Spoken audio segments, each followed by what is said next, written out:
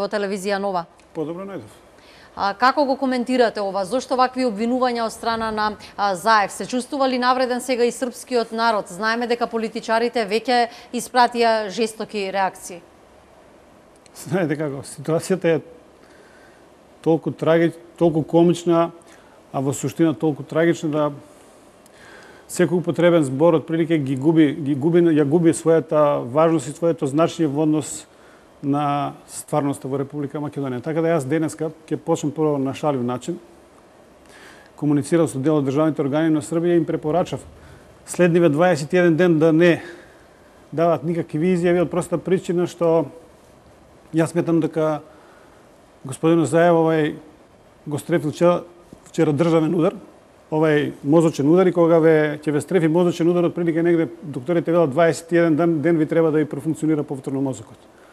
Мислам, ова малку шаливо, меѓутоа сакам на некој начин да спреку ова шалив коментар да кажам дека кога ќе се заборавите и кога од обичен струмички зарзавачија ќе помислите дека се станале сериозен балкански лидер кој ги решава проблемите на Балканот, а проблемите во сопствената земја ги запоставувате и правите дури проблеми во сопствената земја и предизвикувате дестабилизација на сопствената земја, мислам станува збор за смешна работа. Така да од тој аспект реакцијата на српскиот државен врв е сериозна. Она што македонската јавност би требало да го знае, тоа е дека прво од страна на српската држава се јави понискиот ешалон од владата на Србија со една блага изјава, меѓутоа кога ја сватија пораката на Зоран Заев, се јави министерот за надворешни работи. Кога ќе се јави министер за надворешни работи, ќе даде една ваква изјава како што вчера даде господинот Ивица Дашич, тој е негде во рангот на демарш. Меѓутоа Заев се уште не е државен званичник на Република Македонија, меѓутоа проблемот кој го прави е сериозен затоа што Република Србија во овој момент или до овој момент не направи ниту еден чекор кој ги загрози државните, национални или било кои други позиции на Република Македонија и во билатералните односи и во меѓународно-политичките односи. Па така, ако ги земете во првите изјавите на Заев и ги споредите, например, со изјавата на Вучич, кој за време на најголемите проблеми во Македонија пред некој ги повика неговите, кој цитирам, ги повика моите македонски пријатели да го сочуваат мирот во Република Македонија. Србите ни беа најголеми пријатели досега. Дали ова значи дека ги расипуваме добрите релации со нив? Ќе ви објаснам до крај. Значи, знаете вака, кога ќе дадете една таква изјава и кога таквата изјава ќе биде третирана како непријателство, тогаш сосема логички и оправдано се прашувате: добро, ако таква изјава е непријателска, дали пријателски беа изјавите на Еди Рама, Хашим Тачи, дали беше пријателска изјавата на тоа партеничката албанска, не знам која партија беше, дали тие изјави беа пријателски или не беа пријателски? Дали тиранската платформа е пријателска нешто и не е националистичка? Мислам, ве се молам. Знаете како?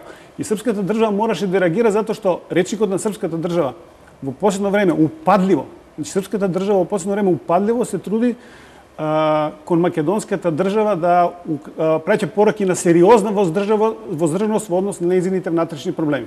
И така да тој аспект јас ова изјава ја проценувам како не промашена изјава, него како еден сериозен обид за нарушување на односите помеѓу Србија и Македонија и за нарушување на добрите српско-македонски односи на од микро па до највисоко ниво. И на крајот, што е многу битно, јас овие негови вчерашни изјави, едната за српската јавност, каде српскиот сега председател го обвинува за национализам, само да му кажам на господинот Заев дека господинот Вучич не е губитник, туку е убедлив победник на минатите председателски избори во Србија, за разлика од него кој е губитник на македонските избори, и би му порачал на господинот Заев дека што god да се случува во Македонија, господинот Вучич ќе биде врховен командант на вооружените сили на Република Србија и главна политичка фигура во Србија. Така да тој аспект изјавите се сосема надвор од контекст и надвор од политичката реалност. Значи, станува збор за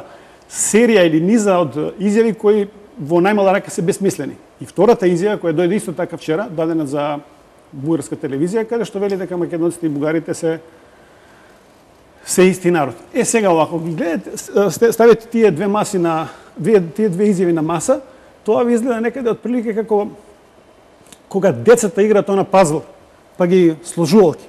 Сега овие две сложувалки, вчерашните изјави на господинот Заев ги става во сложувалката која пред 2,5 години ни ја постави министерот за надворешни работи на Руската Федерација, кој каже дека во време на најжестоките подготовки за изведување на обоена револуција во Република Македонија, која гледаме овие денови добива се уште поголем забав, каде што тој каже дека западните земји им нудиле на Република Албанија и Република Бугарија да ја поделат Македонија. Така да ако некој сериозно ги внимава и ги прати случувањето околу Македонија, можно лесно ќе може да го квалификува однесувањето на господинот Заев во широки, во пошироки меѓународни политички односи и да свати дека тоа однесување е подкопување на мирот и стабилноста во целиот регион. Заев изјавата ја дава сепак од позиција на лидер на партија. За среќа не ја дава тоа од позиција на официјален државник, бидејќи тогаш, како што велите, би реагирала Србија уште пожестоко, бидејќи сепак би се сватило тоа како официјален став на Македонија. Пораката на Заев, во суштина вака да на македонските гледачи да им ги доближиме и визурите и суштината на изјавата. Вака, господинот Заев не е човек кој нема советници кои би можеле да го посоветуваат какви изјави би можел и би требало да дава, поготово сега во овие услови и околности. Иако досега сите негови појавувања во јавност беа пратени со негови скандалозни изјави кои после се јавува низ функционери од Социјалдемократскиот сојуз да му ги правдат. Овдека станува збор за порака која се праќа до целокупниот регион, дека Република Србија е националистичка веќе приказна под водство на Александар Вучич. И таа изјава ја ставам во контекст на денешната изјава или закана на Рамуш Харадинеј кон председателот на Србија, господинот Александар Вучич. И ако така ги веќе посматраме работите, значи, отприлике укажува дека Социјалдемократскиот сојуз и неговото раководство се уште останале во 90-тите години кога можеше и чиста мира да се шири антисрпска хистерија, антисрпско расположение и слични активности да се изведуваат и тоа да остане ниту забележено, ниту казниво. Меѓутоа, работите во меѓународно политичките односи се променија и секој понатаму кој ќе се обиде така да ги поставува работите на антисрпски основи или да се обидува на Србија да ја каже што треба да биде нејзиниот избор, мислам дека во иднина ќе има сериозни проблеми и во комуникацијата и во сето она што значат меѓународни политички односи, врзано за односите помеѓу Република Македонија и Србија и врзано во односите меѓу политичарите од едната и од другата страна, од проста причина што ние можеме да кажеме се, меѓутоа сепак Србија е сериозна. Како и да е, на Балканот. На Македонија и требаат пријатели, а не допрва да си создава непријатели, особено од соседните земји, од оние од кои досега имала поддршка и како што рековте и вие во текот на овој разговор, немала каков било билатерален проблем. Знаете како во изминатите неколку години, значи степенот на односите помеѓу Република Македонија и Република Србија го достигна својот врхунац. Значи ние успеавме со нашите политички активности нивото на меѓусебните односи да го подигнеме на, условно кажано, на сериозен максимум. Останува уште тука уште многу работи да се доработат. Има многу работи кои се уште се спорни во меѓусебните односи. Меѓутоа се воспостави комуникација, профункционира системот на меѓусебна комуникација кој на некој начин почнува да вродува со доверба помеѓу едното и другото раководство.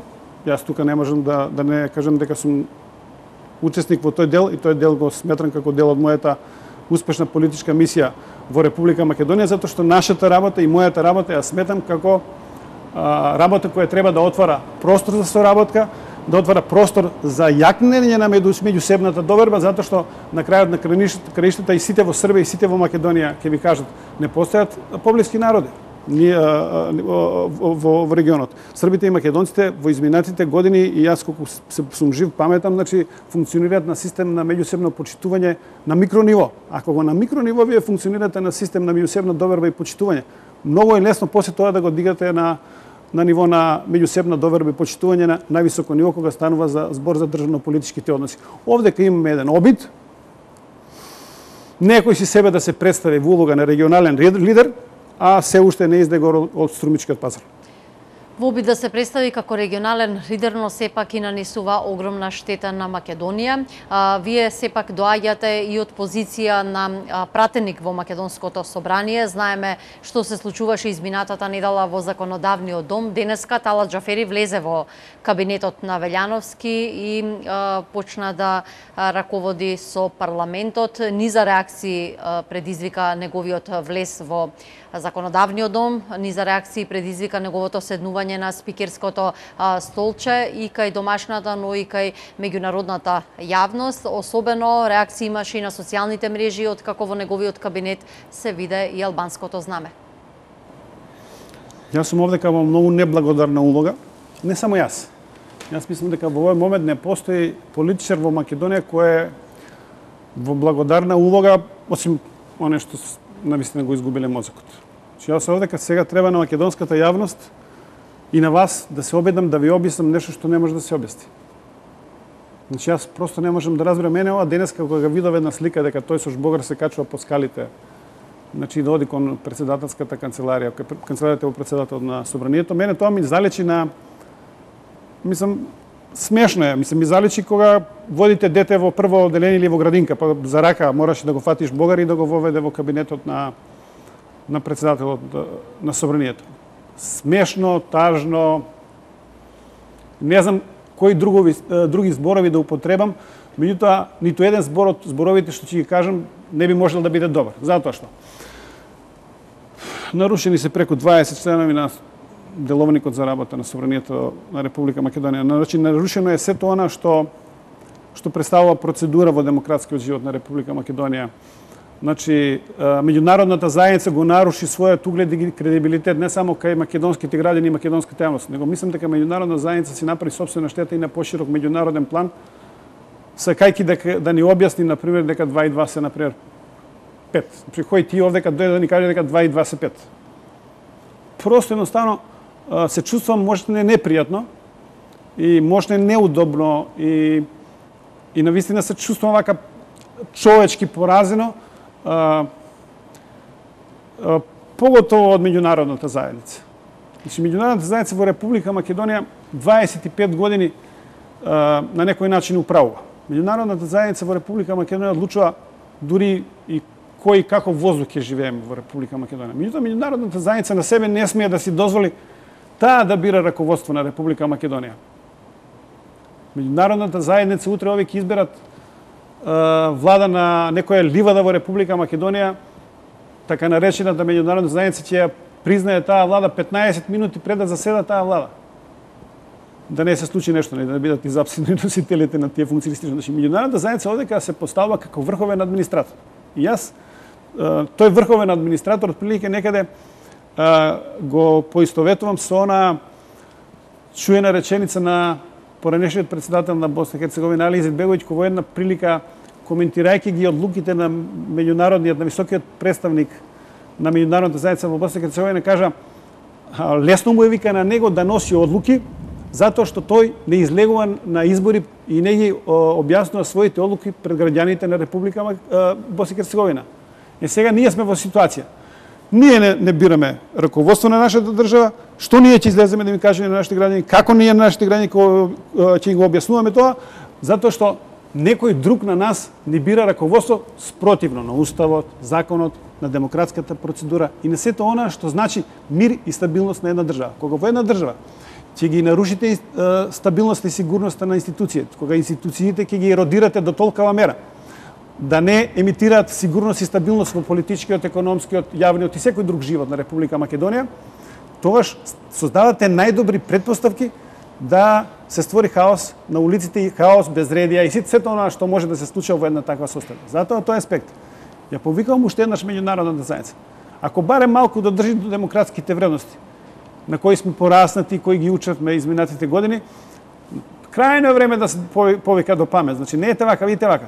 Жално е, јас морам да бидам искрен, значи јас дадов вчера едно интервју за регионален вестник тука и на една регионална медиска куќа.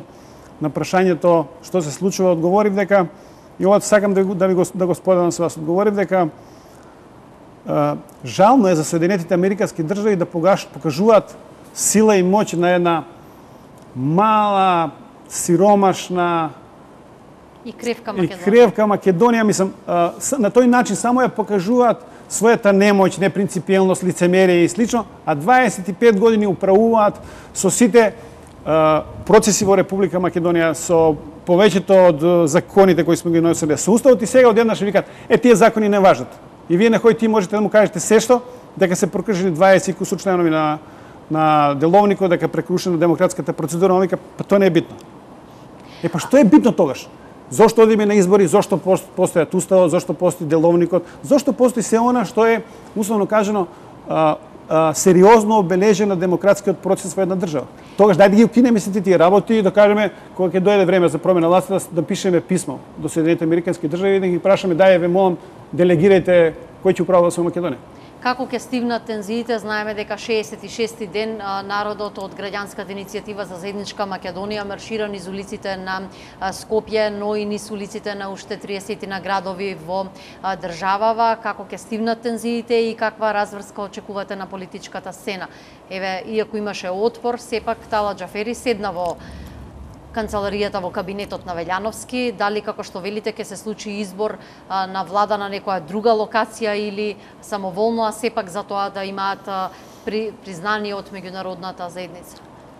Ако тргнете по погрешен пат, значи, што god да направите, нема да стигнете до целта.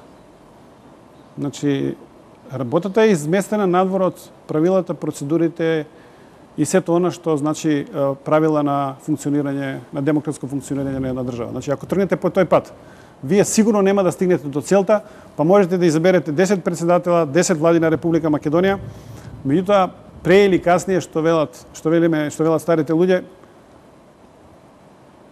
вистината или луѓето или народот ќе си дојде по свое.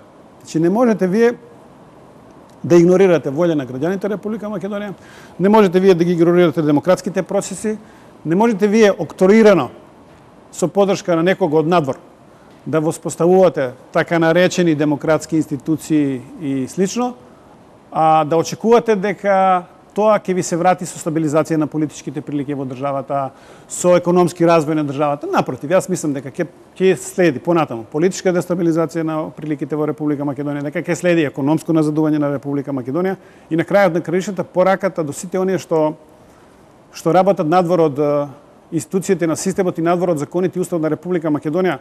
Има една изрека, вели вика, кој мач подигнал обично од мачот и ја завршил кариерата. Господине Стојковиќ, јас ви благодарам што бевте дел од информативниот преглед на телевизија Нова, но и ве поканувам да останете во нашето студио веднаш по Бумбар на телевизија Нова, да можеме и те одблиску да ги проследиме протестите кои што се случуваат во Скопје и низ градовите во нашата земја. Благодарам.